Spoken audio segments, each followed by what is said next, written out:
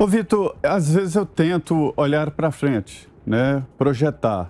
Hoje mesmo, conversando com o presidente da Associação dos Secretários de Saúde, né? Tentando prever o futuro e ninguém sabe.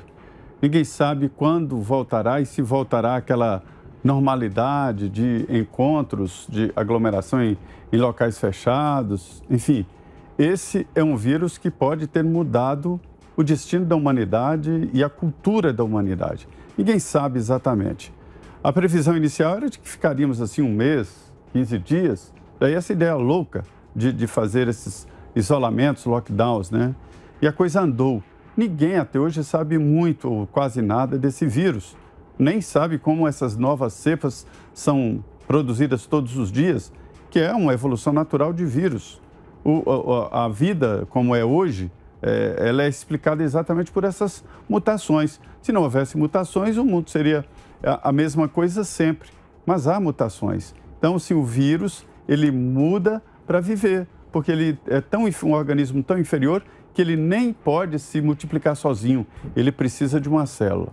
Nesse caso específico do novo coronavírus, está faltando exatamente o paciente zero, para saber exatamente como houve esta transferência do vírus, que é endêmico em animais, para seres humanos e como isso aconteceu. Essas notícias aí da China, de não sei o quê, nada é confiável. O governo chinês, ele é muito fechado, ele não admite informações básicas, quanto mais informações como estas. Um médico que se atreveu a desconfiar de um vírus que estava matando, ele foi preso e depois disse que não existia uma situação que existia, que era um vírus terrível.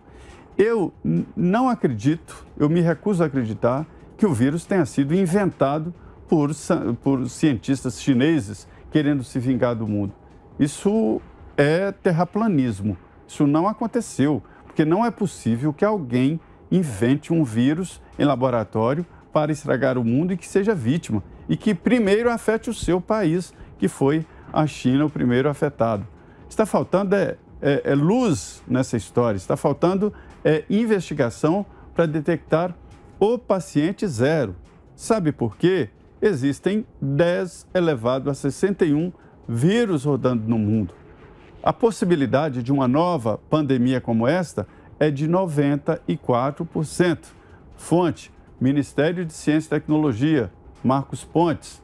Ele está tentando criar aqui no Brasil um super laboratório para exatamente identificar vírus e reagir em casos como estes.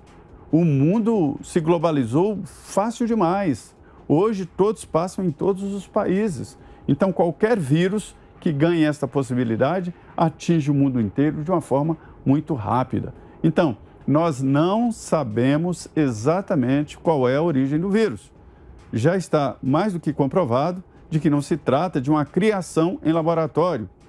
Há suspeitas de que houve manipulação e que possibilitou essa transferência do vírus, que ele é comum em animais e que conseguiu se transferir para o ser humano.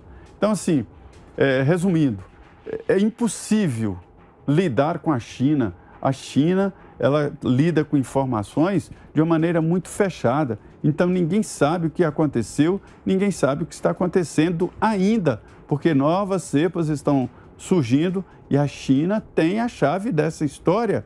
Tem, porque lá aconteceu o paciente zero naquela tal feira de Wuhan.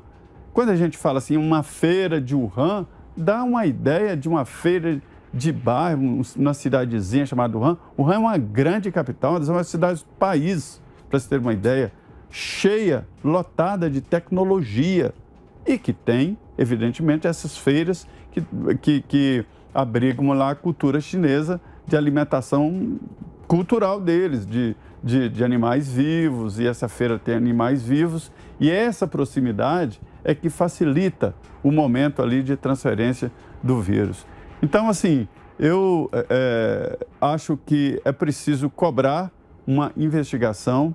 A OMS está nas mãos dos chineses, então não está isenta para fazer essa investigação. E nem falo aqui como vamos culpar, vamos não sei o quê. Não, é para evitar os próximos que certamente virão.